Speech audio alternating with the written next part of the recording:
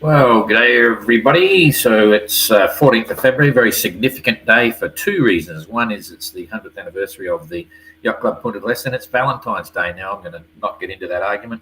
Who's supposed to be wishing everyone whom and what for Valentine's Day, and who's kissing who or who's doing what. But just keep the well wishes going on comments down below. If you need to send me a message or anyone feels like they need to send me a message, sometimes I need the, get the good vibe instead of saying, anyway, there's only one entrant here at the moment, and that's all running smoothly. So it was fantastic. We have Penjuic here. It was a really cool arrival. We had, in fact, the amazing thing is, the usual story with videos, it was actually quite a big sea running out there. And when we watched the replay of the lives, it looked just flat calm, looks easy. I mean, there were, good 3 meters coming through there, and it just does not show on the videos.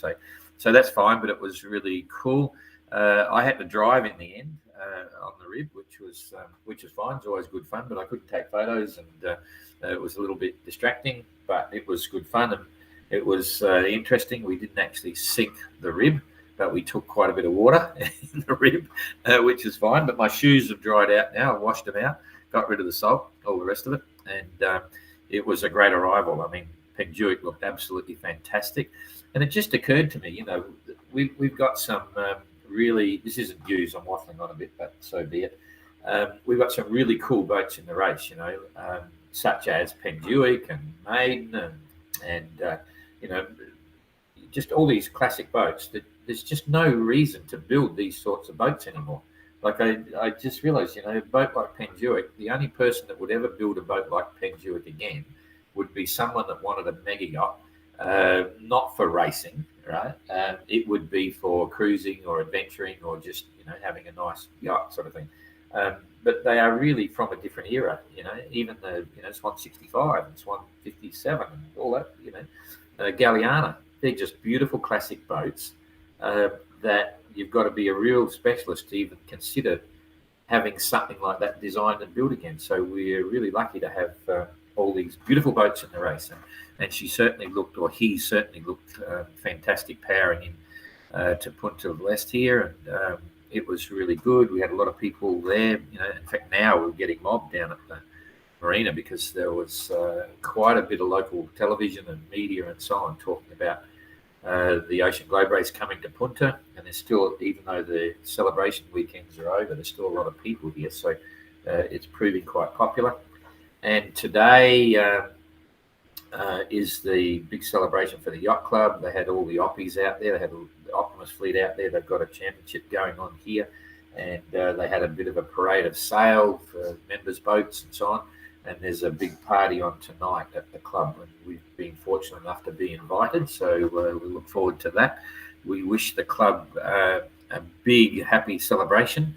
And Stefano, our crew, just sent a tweet before, just wishing them well for their anniversary, wishing he was here now, but he's not. So lots going on. You've probably seen the big news for this morning. I mean, it was really White Shadow. Unfortunately, they broke their forestay, and in the process of that, it was actually the turnbuckle, the rigging screw at the bottom, that apparently failed. One component of that failed. They were going to windward at the time, and from what I can build the picture after the phone call was that the forestay and the sail must have flicked around, and in the confusion and general chaos of things going nuts at that time, sails were damaged, including the mainsails got damage in it, and so on. But they've obviously very quickly kept the mast up. They've obviously rigged halyards to the stem of the boat now, so a couple of spinnaker halyards and probably the other Genoa halyard, if they can get that down, just to support the front of the mast. And then they would only be running staysails on the inner forestay of the mast as a cutter rig, and they can only hoist the mainsail up as high as that inner forestay attachment. So with the damage to the mainsail and that aspect, you don't want to load up the top of the mast. They're very much under canvassed. If they've had 20 knots of breeze, but if it gets lower than that, they're going to be going quite slow. So it could take them an extra day or even a couple of days to get to Punta. They'll also have their running backstay strapped on and do whatever. So there's a high probability of maintaining the integrity of the mast and we will see them here, but a little bit later than they intended, and then hopefully they can get it all sorted out before then. Explorer, sadly, broke the steering again. The normal steering is set up with wire on quadrants and idler pulleys and so on. When they did the fix, there is spare wire on board. There's 2 spare steering wires on board, but for convenience, they ran Dyneema, and something went wrong with that Dyneema rope fix. It could be the rope itself wouldn't break, or it shouldn't break. It can chafe through, and the idlers are meant for wire, not for rope, but it should have been okay. But sometimes in the scheme of things with knots and bits and pieces, they may have settled and slipped, and the rope could have got not, it doesn't stretch but too much, but it could have got longer than they originally planned, and then it might have run off an idler or idler pulley or something. But they seem to be able to do a fix pretty quickly and easily, relatively easily. So they're underway again, and let's hope it lasts until they get here or whatever. So that's okay.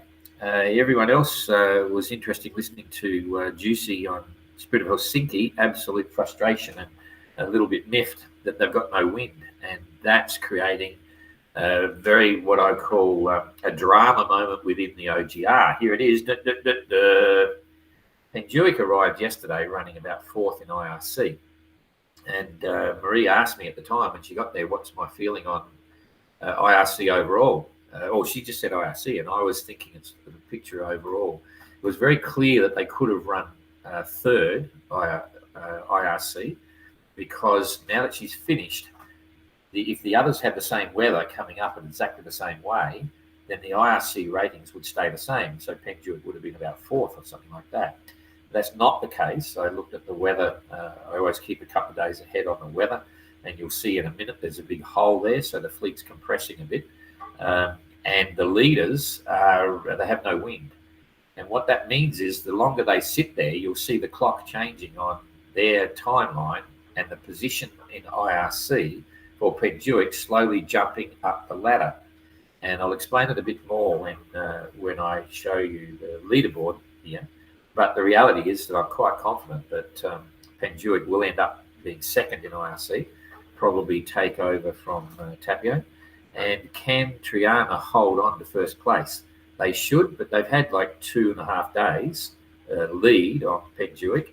You're going to see that drop back to under a day, and it could be a matter of hours, because they've got some stalling weather ahead of them, some weather which is going to slow them down relatively to the time that it's taken Penduic to get here, because they had a solid breeze all the way out, kept sailing bang.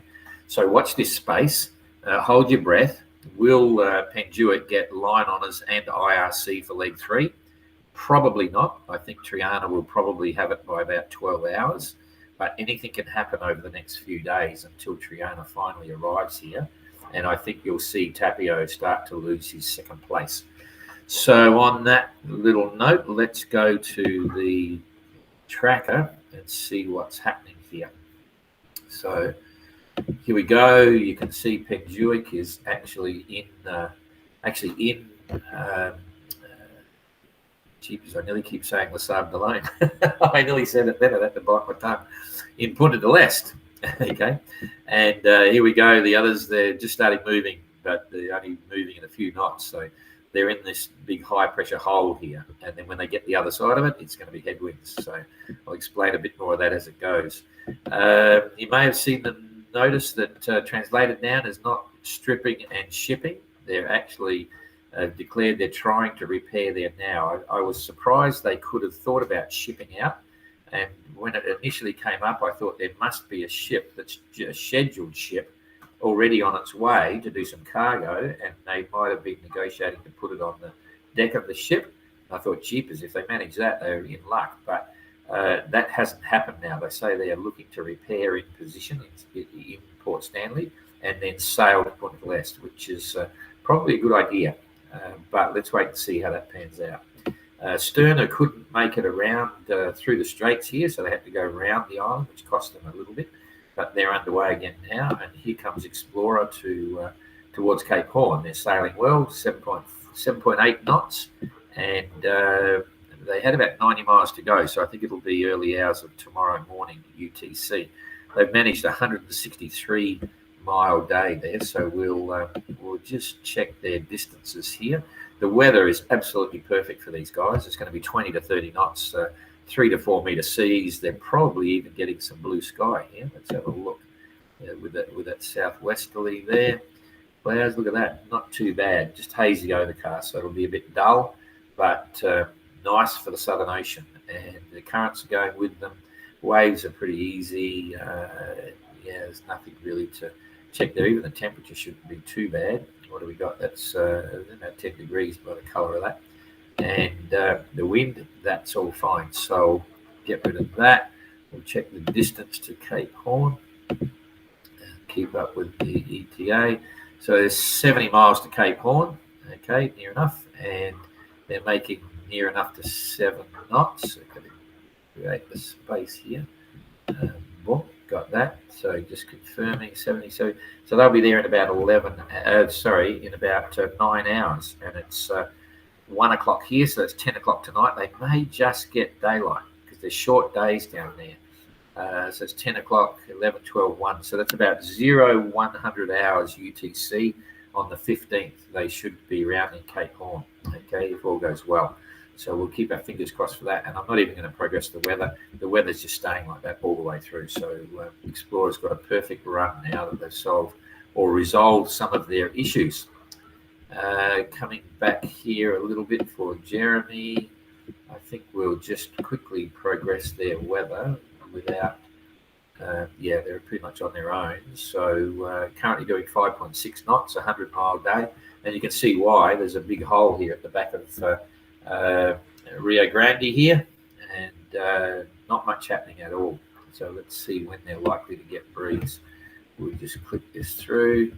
Not a lot happening, but it is favourable. And so by the 15th, sometime tomorrow morning, so they're going to sit there for probably 12 hours, and then they'll get on the move if they can squeak a little bit ahead. But nothing fantastic. Even the next day will be quiet because by then they'll be up in here. So they've got a couple of hard days by the look of it, or frustrating days. Yeah, then light headwinds again. So they're going to have to earn their keep. Yep, for sure. So it's going to be no wind and then beam. So at least there's no storms. So that's okay. So coming down here, Evrika reported some rigging problems. You probably saw the tweets there. There was quite a few that came up today. We've been pretty busy in the last couple of days, so there was a lag behind. They didn't make it onto Facebook every day, but you can also follow them on Twitter if you're there and see what's happening. So Evrika at the moment is doing 7.3 knots and did a 97-mile day. They were having to tack all over the place. You can see one tack here, one out there, then one across there, and then back again, and it's still on the nose. So not fast. This is where their IRC is going to be hammered compared to Penjuic. So Outlaw 7.8 knots, 188-mile day, pretty good. White Shadow is right next to them and doing 4.9, 132-mile day. That's going to be the norm. It looks like they're going to be 2 or 3 knots slower than average. So, but they're feeling secure and happy. We did call a code orange sometimes in rigging situations if we think it's high risk and big weather and things like that. We might have considered that, but in this instance, they're very much in control. So there's no code orange. They're just doing their own thing. The Spirit Keep 9.2 knots, 182-mile day. That's okay. And Galliana certainly enjoying the ride. I spoke to Tapio earlier today on some issues. And 8.4 knots at 182 nautical mile day. So that's okay as well. But they're heading out into the middle of the high. So Triana 7.8 knots, 185-mile day. They're very happy with that. And then here's the guys that have got the frustrations. So Spirit of Helsinki is pulling ahead of Maiden, which we expected, going to windward in moderate conditions. That's to the north. Maiden's doing 4.1 knots at 120-mile day. Spirit of Helsinki 3.6 knots, 142-mile day. It's actually a bit better than what they were doing previously. It's basically parked. And Neptune is 5.5 knots, 152-mile day. So Helsinki has 195 to go to the finish. And by my calculations, I've alerted the teams here to the fact that, in my opinion, they won't arrive until the morning of the 16th. 195 is just a good day, so you'd think they'd arrive midday tomorrow, but they won't because the progress is going to be very slow. They've got very little wind at the moment, and when it starts to fill in, you'll see what happens is it turns into light headwinds. It'll be around about 9 to 10 knot headwinds. Now, that's not too bad. If it holds 10 knots, a boat like Helsinki could be doing 7 knots upwind on that with their big gear up, as long as it's not too rough.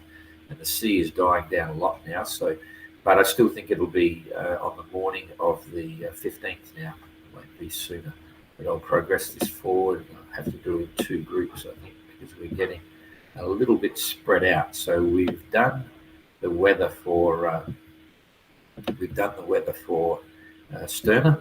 So now I'm just going to do the weather for this mid group and see what we're going to get here. So basically, Evrika should be managing to keep up with that wind gradient, and everyone else is just going to have pretty much wind, so good breezes, 20 knots, 25 knots, maybe even touching 30 knot gusts forward of the beam, very much forward of the beam, but you can't hold on too far. Now, at this stage, this is by tomorrow afternoon, 24 hours later, and you can see what's going to happen in 24 hours. They'll probably have done 150 miles, maybe. Yeah, they'll be. So the spreader keeps coming up here, and they're running into the light weather. Triana will be up here somewhere. Again, they're just going into more headwinds. So it's headwinds all the way. I just realised I haven't been using the mouse. People will be complaining about clicks again. And so Galiana will be up here as well, starting to run out of breeze. So it's going to be slow going still. And then if we come down here, yep, it's all headwinds. So for the next few days, this is why I believe they're going to go slow. You can see here, it's just light headwinds. It gets even lighter. So on day 2, when Galiana's up here, they're going to have them. They won't be drifting, but they're only going to be doing 4s, 4 knots and stuff like that. So, and that's where they'll start to lose out on IRC because Penduic were lucky. They just managed to charge up, making good average speeds. It starts to swing on the 16th. So by then it's coming a little bit clear. At least it's one leg. And then it's coming back on the nose again. So others are going to be frustrated. The second group down the back, it's not going to be easy. They're going to have to really climb up towards Port of L'Est. So I hope that makes sense. It's going to be slow going. No, nothing's going to be easy. So let's look at the leaderboard now and just see. So line on, as you can see, it's just as it comes. Penduic, Spirit of Helsinki probably next, but they're only an hour or so alongside Maiden. So a lot of it could be weather dependent. There could be winners and losers depending on the weather, but normally I'd expect to see Helsinki come in a little bit faster than Maiden on the headwinds, and Neptune would hold their own. So Maiden, Neptune, Triana, the Spirit of Kip, and so on. But here's the big one, the IRC. This is where I think you're going to see some changes in the next couple of days while they're coming through. And try and explain that, we've now got to look at Penduic. She's already jumped up a notch, and as the other boats go slower, she'll go again. So she's now running third, or he's running third, whereas yesterday, I'm pretty sure it was yesterday, was running 4th. And so what this corrected elapsed time is first of all, when it's green, you're finished. That's what your elapsed time was when you crossed the finish line using your handicap rating. So on this is fact, 37 days, 6 hours and 24 minutes and 11 seconds. Everything else in the blue is changing depending on their performance on the course. So if we look at what happened with Neptune were ahead of them previously, but now their elapsed time to the finish based on their current average speed is 37 days, 9 hours and 13 minutes. So assuming they arrived at that time, you can see that they're going to be slower than Penduic, so they're behind Penduic. Okay. Now, based on the current the current average speed of Triana to the finish, they've got a suggested or estimated time to finish of 35 days, 13 hours and 58 minutes, 22 seconds. So let's call that 35 days and 14 hours for Triana, right?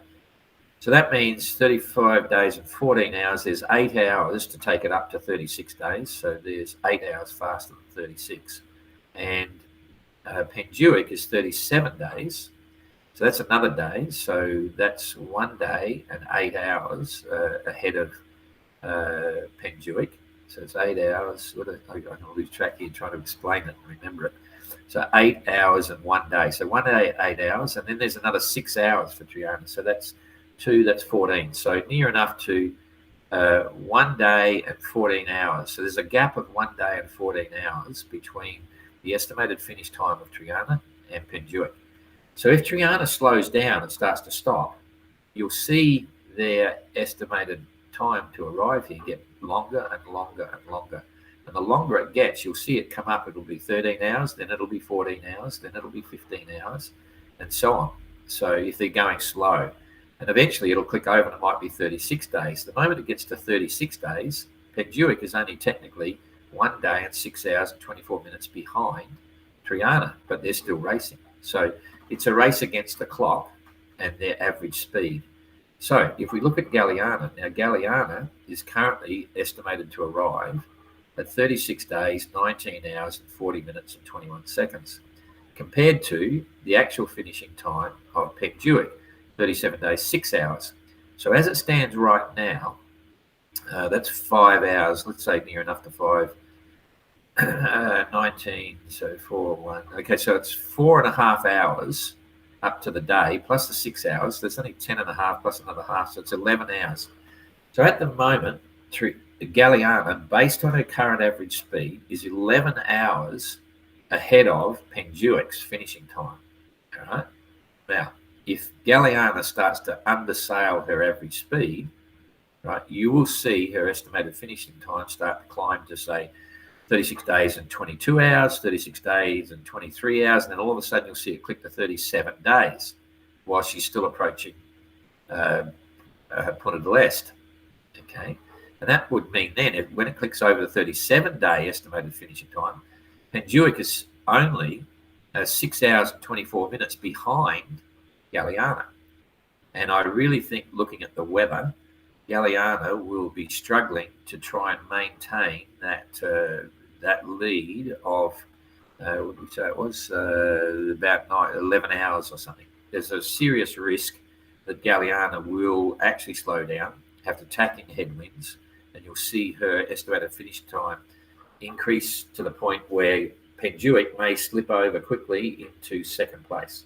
I think that's a very real possibility. So that's the first one. So she may go to second place, which is what I was suggesting yesterday when they arrived. Will she be fast enough to? Will Triana be fast enough to stay ahead of Penduic? I think she will, but I think you might see the lead drop back to at least to maybe a day or less, and anything could happen. So watch this space. I explained that to try and tell you how it works with this live situation now. Penduic cannot change her finish time because it's finished, but the others are struggling to keep up to sail to their performance rating, and that's why it's all flexible. Anytime anyone finishes now, it's a provisional IRC time. So Penduic is provisionally running third IRC at the moment, and I think you might see her take out Galiana, but we'll have to wait and see. After that, it's Neptune, Maiden, and White Shadow, and so on. You'll see White Shadow slip down now because they've had the damage, and it's a case of watch this space. Okay, I think that's all I can explain there. I hope I wasn't talking too fast. So I come back here and see what's happening here. There. Yep, I'm there. So now I slip this up here and say g'day Garrett. Kathleen, morning. Waveland, hi. Hi Anne. Bruno, thanks for the updates. Best of luck with White Shadow Explorer, Translated 9. Yeah, I hope they're all good. Happy Valentine. Oh, thanks Judy. Ooh, fantastic. That could be my first Valentine. Was it to me? Good day, Don and team. Okay, I'll water it down. I get 1 of 6. I get 1 6. Thanks, Judy. Janet, hi from Emmersworth. Around you go, Explorer. Yeah, that'll be fun to get them around. They're doing a good job. It's a good crew, and they're all having a good time. That's the main thing. Or clunking. Yeah, I forgot to use the mouse, but I'm using it now. Well done, Explorer. Yep, they're doing a cool job. And hey, Don, do you think the loads on the rudder during the broach's knockdown could have caused the issues for Translated 9? Absolutely. But there's more to it than that. The area of damage or cracking or whatever it is in the vicinity of overload of the rudder skeg and rudder and so on. So a big broach, when you're broaching, you're using really powerful steering forces, and it's not just when the broach happens. It's for the hours in between the broaches, there's obviously serious rudder work going on. Must have been that sort of steady state. They would have been driving the boat as you do when you're racing. I'm not saying driving the boat too hard when you're racing. That's what you want to do. They would have been safe, but there becomes limits. So over days and days and days, puts loads there. And then, there's some discussions to be had about why it happened. And one of those cracks absolutely sheared through the entire laminate structure, and it's quite solid. So is it the broaches that cause it? I don't think it'd be the broach when it happens. The boat just slews around, but there is all the steering moments before the broach. The knockdown, I don't think that would have done a shock load on the rudder, but obviously they were in tough conditions, and they've been in powerful sailing conditions for the last months and months coming from the UK. So something's caused it, and they're now going to fix it. So that stern park in the harbour shore makes it it was quite challenging. And unfortunately, the breeze for Marie when she was coming in was coming from absolutely the wrong direction. It was beam on when she had to come up the little bit there and then turn stern in. I could see what was happening, and there's no right and wrong in this situation, because when you've got a big boat like that, once the wind gets hold of you, you can get in a real mess. So I think generally she did a very good job to manoeuvre, and the crew were doing all the right things. The mooring buoys situation, they're quite close together, and sadly one of the buoys may have gone down and impacted their prop. We're not sure yet. They were going to have a look at that, and it is challenging. But there is a process, and they weren't quite ready for that. The general process is that we get a 30-metre line from the boat. So they got to pass the 30-metre line. It goes into the rib with a Vero. And then the idea is the rib goes ahead, ties that line onto the bow mooring buoy.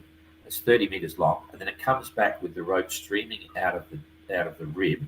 And as the boat comes up and positions itself, and in that positioning manoeuvre, there are two other ribs to help as a bow and stern thruster, if you know what I mean, to help the turn.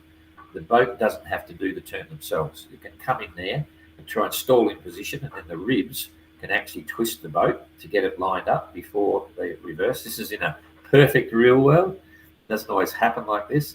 And then while they're getting ready to maneuver, they pass the slack bow line to the bow of the boat. And remember, it's 30 metres long. That is already connected to the bow mooring buoy. The crew take up the slack, and then they manhandle that, run it in a belaying or give it way, and then just let the line out slowly as the boat's going back. And you can use it to pull the bow straight and so on at different times. And so that's generally how it goes. And then by the time it gets close to the wall, they can throw over a stern line, and that's it. So anyway, there'll be more of that going on. So watch this space. But generally, everyone did a reasonably good job yesterday. It was quite windy and part of the course. So typical med mooring style, and we're okay. The fun part was there was a tidal surge with the tides. So high tides yesterday anyway, but with the wind blowing into the bay, it came up really high, and the locals said they'd never seen it like that for many, many years. And it actually had flooded the walkway where everyone was standing. It was about this far underwater a few hours before. So the tide was going out, and that wharf was completely underwater. So anyway, it's all cool, and the club here has the paracels, to the gangways at the back. So anyway, here we go. Go explore. Is the penalty calculated on Pedgewick's corrected time? Is the penalty calculated on Pedgewick's corrected time? Pedgewick doesn't have a penalty for this leg. Translated had a penalty, but they're not in the rankings anymore. So that 72-hour time penalty doesn't matter. That's where it was to be applied. It was in leg 3, and because they're out of the rankings, it won't matter. But yes, any penalty applied, first of all, is applied to the finish time. So in other words, if there is a 72-hour penalty on a boat, if they finish on a Monday, That's their provisional finishing time. The penalty is applied, and 3 days later, so it's Monday, Tuesday, Wednesday, Thursday. So they would now finish officially on the Thursday. And having done that official finishing on the Thursday, the IRC rating is recalculated based on the final official finishing time. So it goes to both. Okay, but Pedgewick has no time penalties for this leg of the race. That's fine. Thanks for the update. Okay, g'day, Mark. All right. Oh, hang on a sec. There's more there. Oops, I think. Nope, not getting this computer screen. She was a good worker, never blames their tools, eh? Bridget George's Explorer via Paso de Horn for St. Valentine's. Yeah. No, they're going to miss it. They'll go Cape Horn on the 15th of February. So bad luck for them. Anyway, thanks for the hearts and the votes there, Bridget, and we'll see you all tomorrow. Thanks a lot.